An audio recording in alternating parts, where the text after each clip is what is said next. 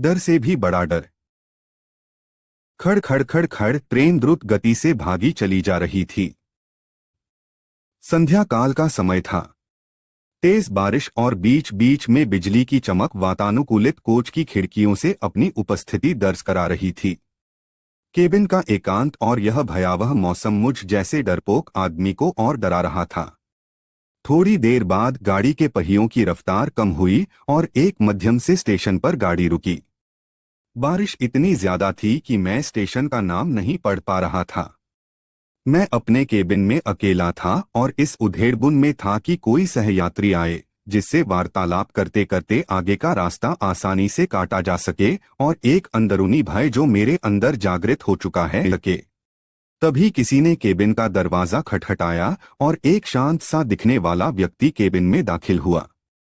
अपना सामान आदि व्यवस्थित करने के बाद वो मेरी तरफ देखकर मुस्कराया और मेरी तरफ हाथ आगे बढ़कर उसने अपना परिचय दिया। मैं मिस्टर घोष। वो बोला, मैं कोलकाता जा रहा हूँ पुनर्जन्म से संबंधित एक कार्यशाला में भाग लेने के लिए। मैंने उसे बताया कि मैं कानपुर में व्याख्याता के पद पर हूँ और पटना जा रहा हूँ। उसने कुछ खाने का सामान निकाला और मुझसे भी खाने हेतु आग्रह किया, किंतु मैं बहुत ही सशंकित व्यक्तित्व का प्राणी। ट्रेन में किसी अजनबी के द्वारा दिए गए खाने को लेना असंभव था मेरे लिए। मैंने बहुत विनम्रता से उसके आग्रह को ठुकराया।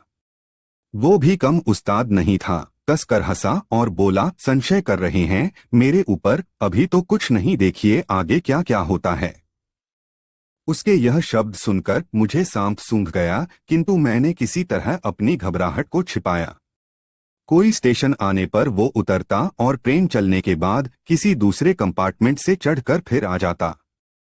पूछने पर बोलता कि बीच बीच में रेलवे की नौकरी भी कर लेता हूँ। थोड़ी देर बाद मैं और वह विभिन्न विषयों पर चर्चा करने लगे। उसने पुनर्जन्म से संबंधित बातें प्रारंभ की और पुनर्जन्म को अंधविश्वास बताया। थोड़ी देर बाद उसने मुझसे पूछा कि क्या आप भूत प्रेत पर विश्वास करते हैं।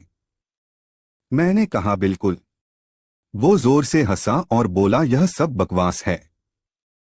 मुझे भूतों पर विश्वास था, किंतु वो भूतों के अस्तित्व को नकारता रहा।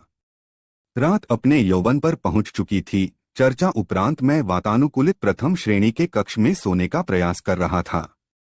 अचानक मुझे ऐसा अनुभव हुआ कि कोई मेरे गले पर गर्म अंगार रख रहा है। मैं हड़बड़ाकर उठा, कहीं कोई नहीं। मेरे अलावा उस कक्ष में मेरा वही सहयात्री था जो सामने की बर्थ पर लेटा घोड़े बेचकर सो रहा था। मैं फिर सोने का प्रयास करने लगा।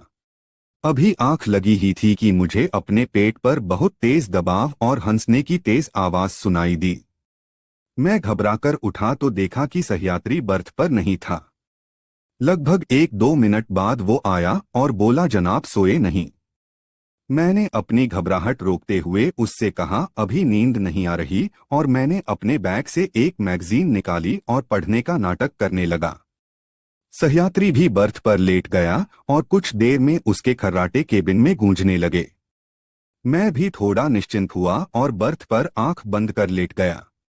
ट्रेन कभी धीमी होती कभी रफ्तार पकड़ लेती, लेकिन मेरे दिल ने अब तेज रफ्तार ही पकड़ रखी थी। भय और घबराहट के कारण लघुशंका की इच्छा अपने आप जीवित हो जाती है और मैं टॉयलेट की तरफ मुड़ जैसे ही मैंने टॉयलेट का दरवाजा खोला वो सहयात्री मुझे अंदर दिखा और मैं चिल्लाते हुए अपनी बर्थ की तरफ भागा। देखा तो वो सहयात्री इत्मीनान से अपनी बर्थ पर सो रहा है। मैंने घबराहट में उसे जगाया। वो बोला, अरे क्या हुआ?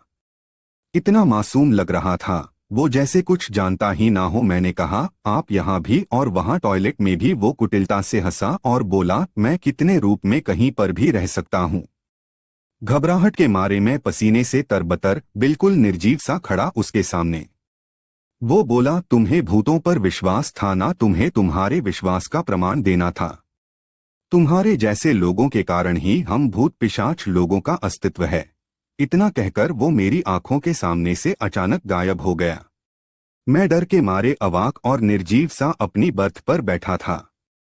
तभी केबिन के अंदर टिकट निरीक्षक आया। उसका चेहरा देखकर मुझे बेहोशी छाने लगी, क्योंकि यह वही सहयात्री था मेरा, और वो टिकट चेक कर मुस्कुराता हुआ चला गया। समाप्त। दोस्तों, आपको अगर ये कहानी पसंद आया तो वीडियो को लाइक करके चैनल को सब्सक्राइब कर दे।